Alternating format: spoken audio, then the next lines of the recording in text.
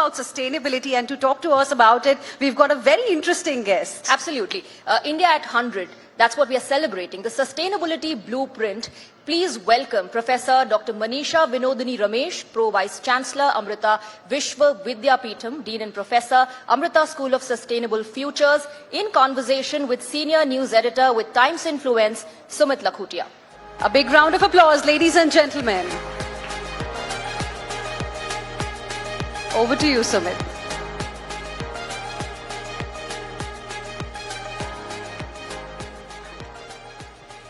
Thank you, Hina, and thank you, Swati. Thank you, ma'am, for being here today. Because, yes, like Swati and Hina mentioned, it is a very important, pertinent topic to discuss.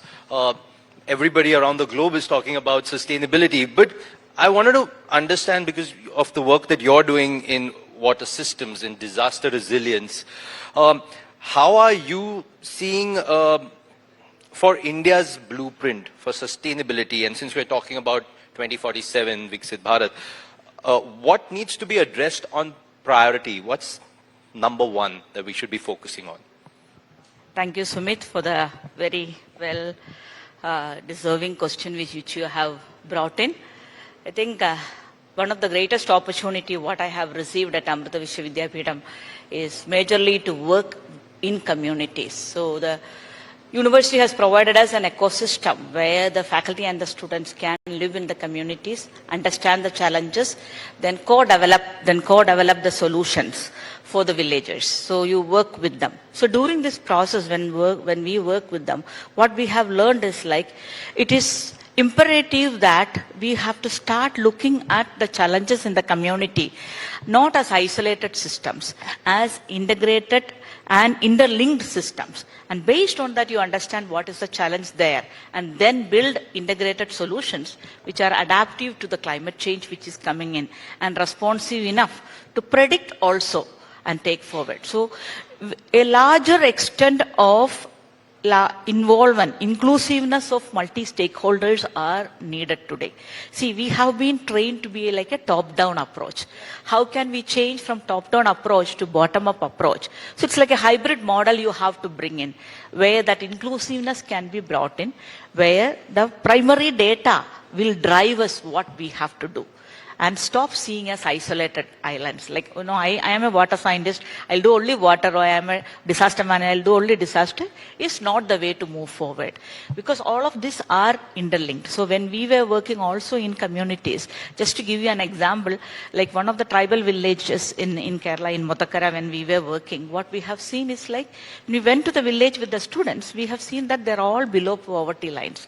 We didn't understand what it is, why it has happened. So initially what we have found it is they don't have, electricity, they don't have food, all this. So we said first we will solve electricity so that we can bring every other thing there. But while we were working with them, we understood that the only job they knew was lemongrass distillation. And what happened was, when the forest rule changed, they cannot cut the firewood to distill the wood. So which made them a bigger problem. They all went into poverty, below poverty, because the whole skill set is gone. And then the students actually build a solar thermal based lemongrass distillation system, and that bring out a livelihood system. So that's quite an interesting point that you brought on, ma'am. I also want to understand, yes, of course, it's important to, have a good ecosystem, and it's not just about the growth of one person, one individual, even one community. It's all across that it has to be. I know you have been through these live-in labs. You've generated real-time community-level data across hundreds of locations. Can you tell us that how is this?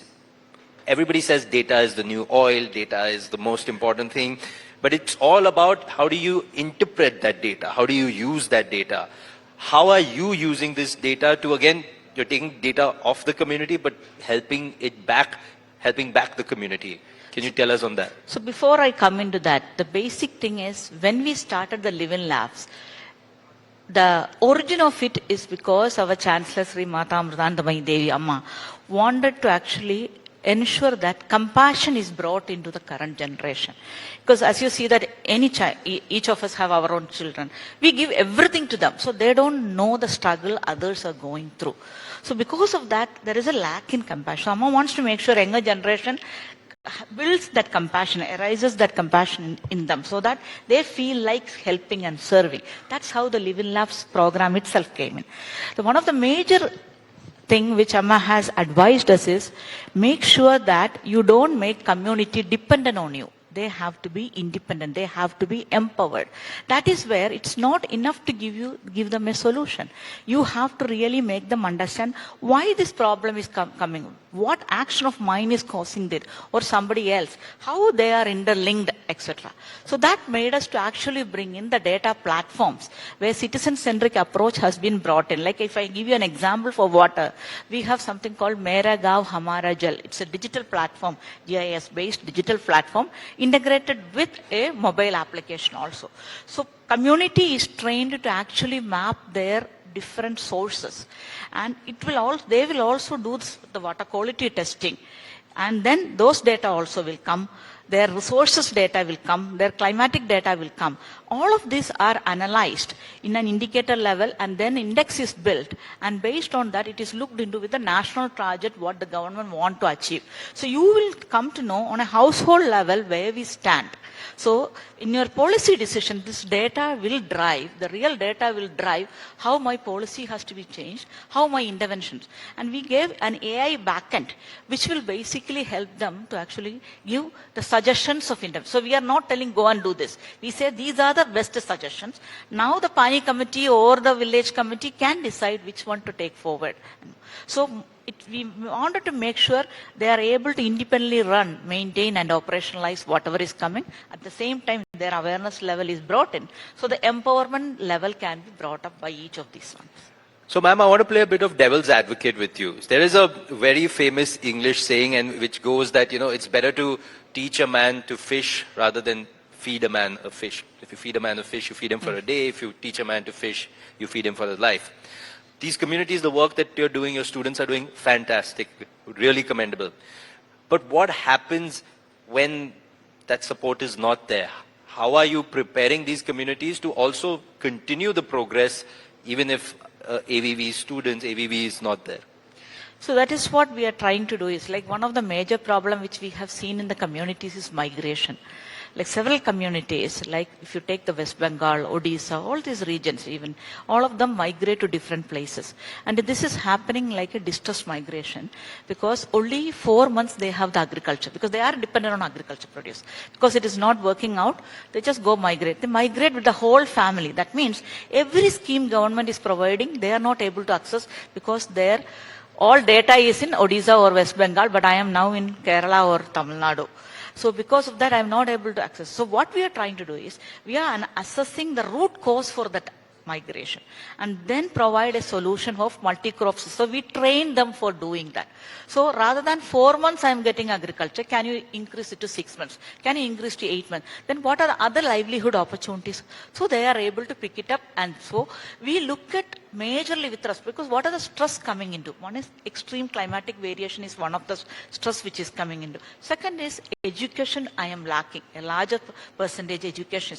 So we brought in tablet-based education to train them both in the language skills and also also with respect to the mathematical skills and science, etc. We also have looked into it where is lacking because most of the time, women at the home is taking only the household job. So we brought in women's empowerment. So more than 10,000 plus women has been empowered by we built low-cost haptic devices connected with ICT devices and trained them to become plumbers, electricians, etc. And they are having their own. So in a holistic manner, rather than dependent on one type of livelihood, you diversify the livelihood for them so that they are able to cope up with the changes, dynamics. So that way you can build the resilient communities.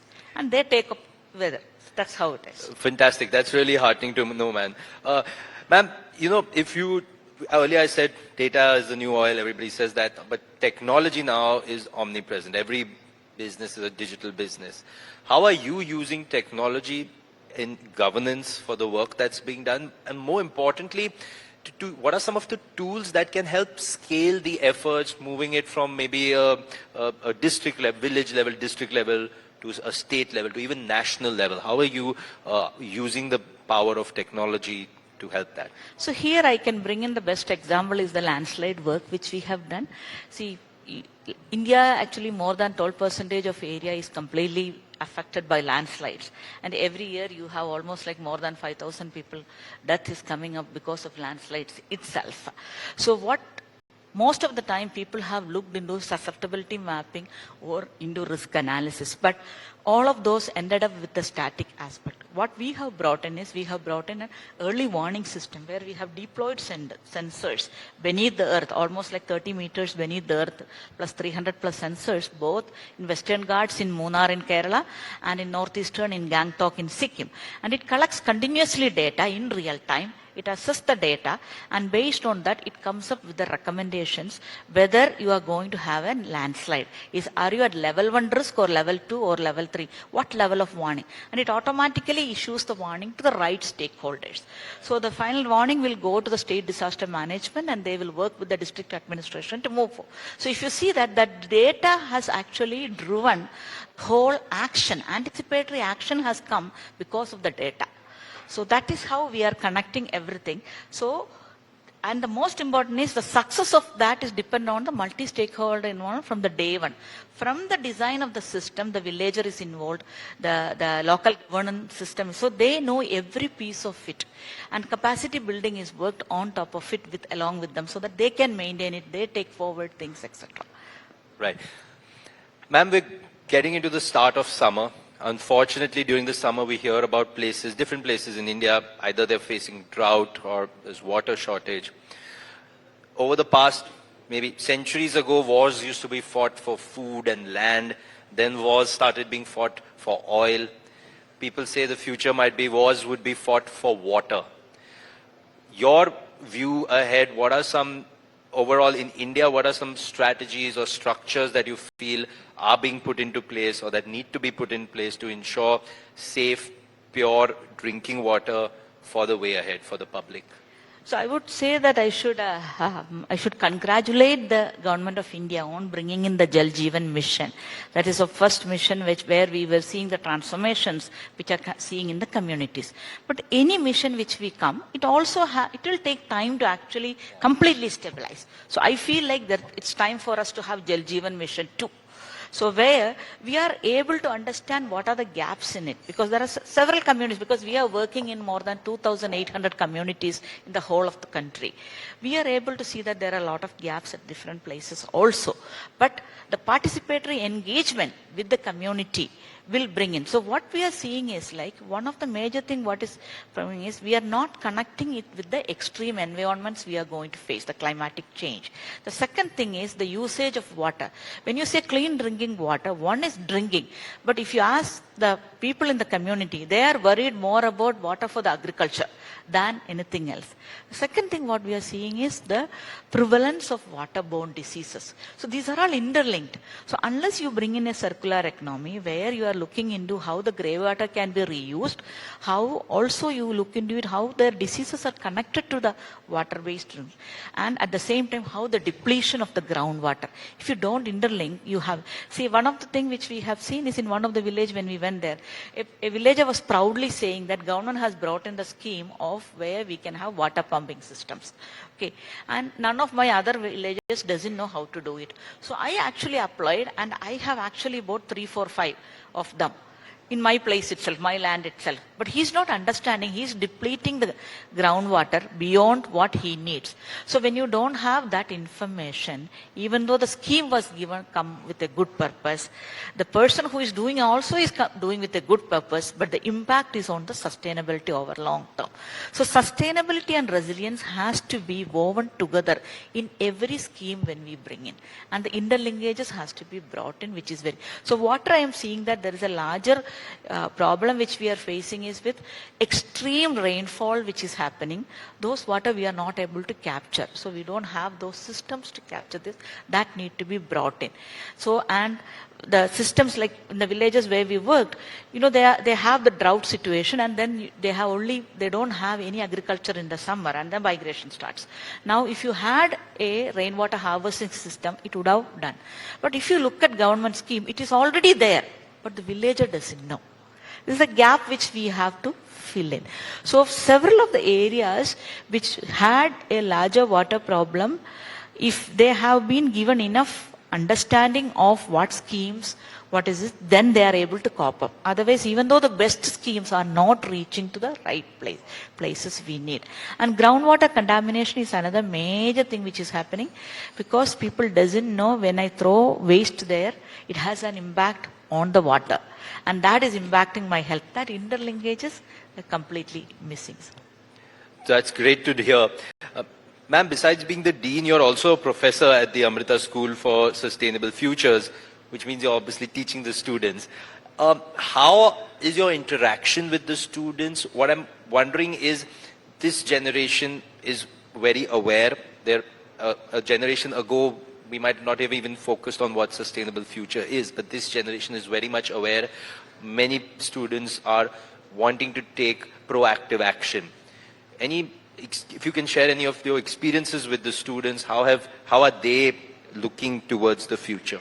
The School for Sustainable Future is actually involved with students in two levels. One is all the bachelor's and master's students at Amrita Vishwa Vidyapeetham. Live in Labs program is a mandatory program in every school, whether you are a medical student, whether you are a business school student, anybody. So you are actually brought in as an interdisciplinary team and then sent to these villages. Whereas there is another program which is called E4 Life PhD program, where our Chancellor Amma has put in every year 100 scholarships are given for PhD students. So they take a challenge from the community as their research problem, work on for 4 years, come up with a solution, and then they have a research outcome and a societal outcome. When both the outcomes you have, then only you will get the degree of PhD. This is in the whole world, the only university which does like that. We are giving the importance for the societal problem, and the societal transformation is needed for the PhD to be delivered. So in this whole thing, when we worked with the students, one of the master students who went to the village came back and actually cried to me and said, "Ma'am, when earlier I used to ask my parents, give me this, why are you not giving?" And I used to get very disturbed, why are they not giving, or when they delay things. Now after going to the village, I understood my parents has brought me as a prince or a princess. And by seeing the thing, and now I have full gratitude for my parents, how to do it, and I really want to help back. The other set of students, what I am seeing is they learn a lot. See, as an engineer I am going in, my peer groups in that one group will have students from multiple schools. So I may have a medical school, or I may have a management school student. So they try to learn from others because their compassion is so strong. They really want to help. They try to learn new things from them. And that experiential learning plus peer learning together are making them to build very holistic solutions for them. So they are ready to live in the community. See, these are the students coming from urban area. They have everything. They have toilets. The first batch of students, when they went to the community, they didn't even have toilet. They had to do open defecation because we are not changing anything. You have to understand that system. And then they come, and those students recommended toilets and then build the toilets. And then second time when they go there, they are seeing that these people have kept the toilets like a temple. They're not using it because they feel that's the best thing there. So then they have to do further thing, and which led to actually skill development of women on how to train, building them. So they became the plumbers. So you are giving the awareness, and then, so these all, if you look the base is the eyesight or the information the student has brought. And that has helped us. Even the Jeevamrutam, which is like, we have this largest program on clean drinking water provisioning for 5,000 villages. This is actually one of the students who went into one of the villages in Andhra Pradesh, in Guptapada actually. They went and saw that they have a lot of bore wells. In summer, actually water reduces. So the contamination becomes very high. So they cannot use, even though they have bore wells. And then they came back and said that we we want to give them a clean drinking water solution. And they said, we don't have the fund in the union. So they went and told our Chancellor saying that we would write to the government and try to get some funding to do it. So I said, it will take time for that. I'll give the funding, you go on. That is how the initiation of Jeevamritam, which is one of the largest program in this university, it's a 100 crore program for 5,000. So the transformation was brought by student, by the compassion generated by them. So there are like thousands of stories we can talk about these. And now this E4 Life PhD program, what we have students from more than 20 plus countries internationally, a lot of African students, etc. We even have government officials from Africa, they are giving them leave for 4 years to do this PhD so that they can go back and transform their communities because they feel like we have similar conditions, several things we can learn. So we even had Chief Environmental Officer of Zimbabwe to come and study at Amrita and then take back the learnings to there.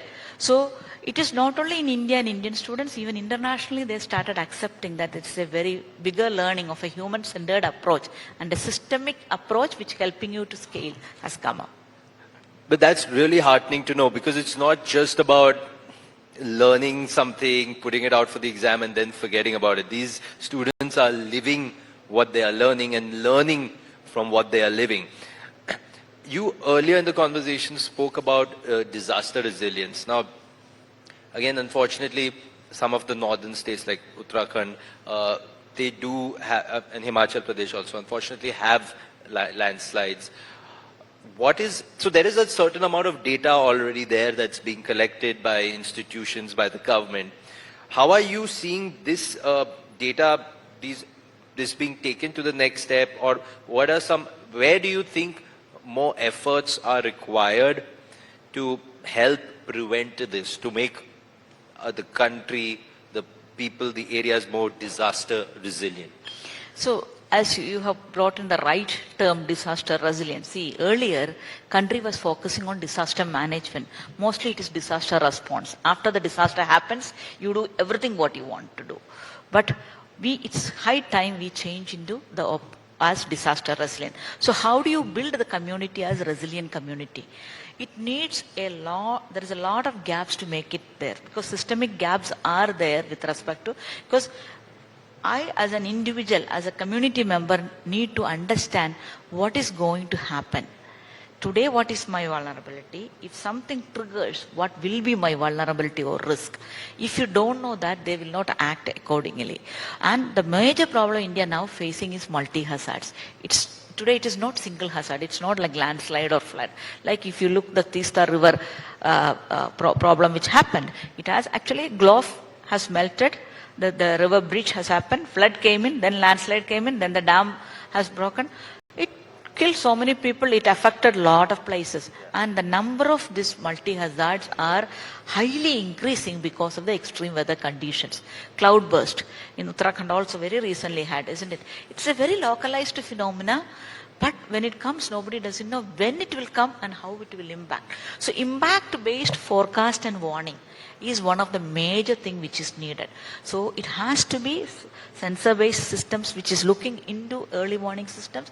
It also needs AI-driven solutions and how this can be connected as a resilient system. What are the gaps in building in a resilient system has to be brought in. Because yes, totally, it has to, I really like how you started this answer where you said it has to go away, it has to move from just disaster response to disaster resilience. Are you seeing ways with technology being used where the community is coming in and maybe connecting so that community can work together to come up with either solutions or provide support in times of needs? How are you seeing technology play a role in that space? So what we are seeing is, like, as I said, that we have this landslide early warning system in the Munnar in Western Ghats actually. In those areas before our system came in, majorly what we have seen is like every monsoon season, the people self-evacuate to their relatives' houses a little farther away, which affects their job, which affects the children's education. Now, after this system has been put in, They wait for our warning. They are very clever to ask when the rain starts. They'll ask, is it the first level warning or the second level warning? What are the actions we have to take? And they are and even if the government says, they are very clear what is a regional warning, what is it.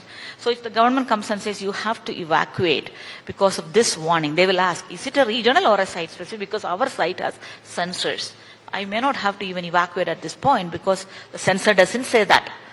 So they are able to do that. The other approach which we have done is, like, I come from a place where Indian Ocean tsunami has struck, Indian Ocean tsunami 2004, and we were part of it, and more than 200 people died in that area.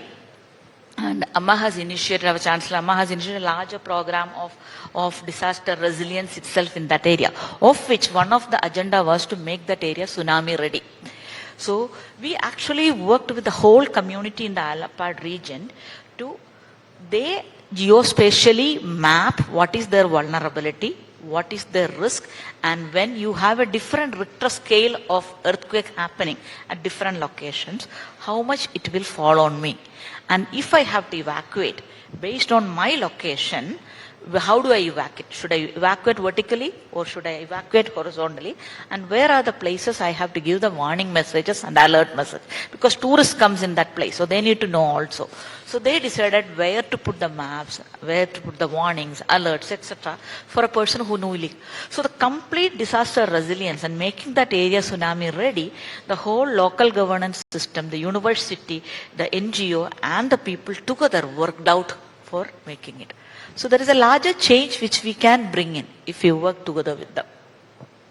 Well, that's great to know, because it's just about if everybody works together, then we get better results and we move forward, because at the end of the day, this is something that's going to impact everyone.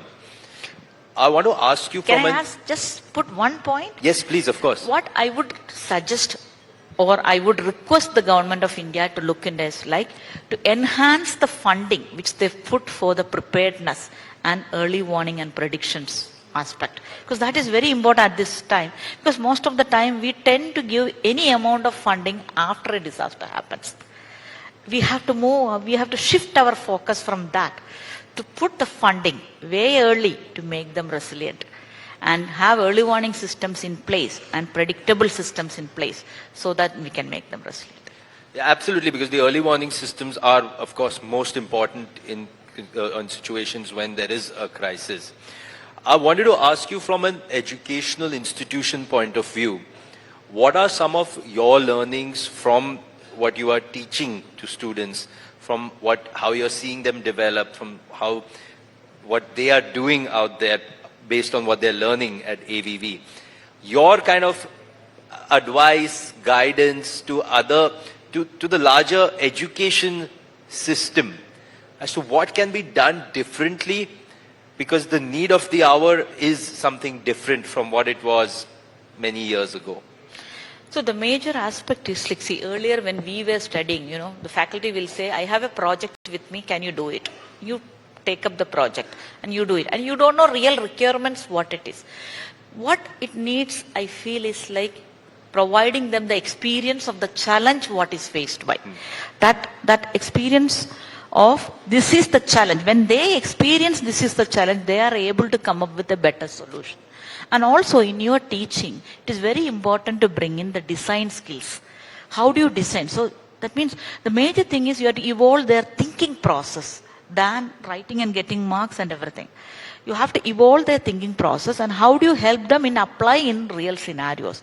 So your testing of them has to, your evaluation of a student, that pattern itself need to change to adapt this. Today, if you give anything, any question to them, they will put into ChatGPT, Gemini and give you an answer. They really don't need a teacher. So why do they need a teacher? The teachers has to ask that question. So what is that knowledge extra you are going to bring in? What is that experience you are going to give them, which will give them go beyond these systems itself and learn something and build it? So the whole ecosystem has to change in the way they are going to get into this peer-based learnings, experience-based learnings. And one of the major thing is, from day one, see, India, what are we lacking? For a time, we were contributing in science. Now government is pushing into innovations. Okay, transition from building science to innovation itself is a tough thing for the education people to think of. Because when you have to bring in innovation, business skills has also to come in there. Market knowledge is very important. So if you don't give the student those skills from the day one also, you are making a student who is not apt for the next generation, whatever to be provided. So you have to have interdisciplinary programs which will provide them the opportunity to learn the skill sets from these multiple domains and apply those in real challenging place. So you have to really change your curriculum and your course planning in that manner.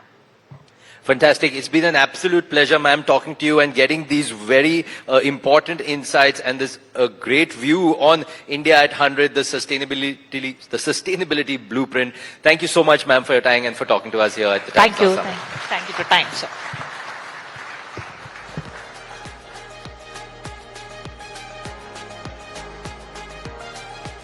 Thank you very much, Dr. Maneesha, for an insightful conversation, deep understanding and fresh perspective. Sumit there, honoring our guest with a token of our appreciation. A huge round of applause, ladies and gentlemen, please.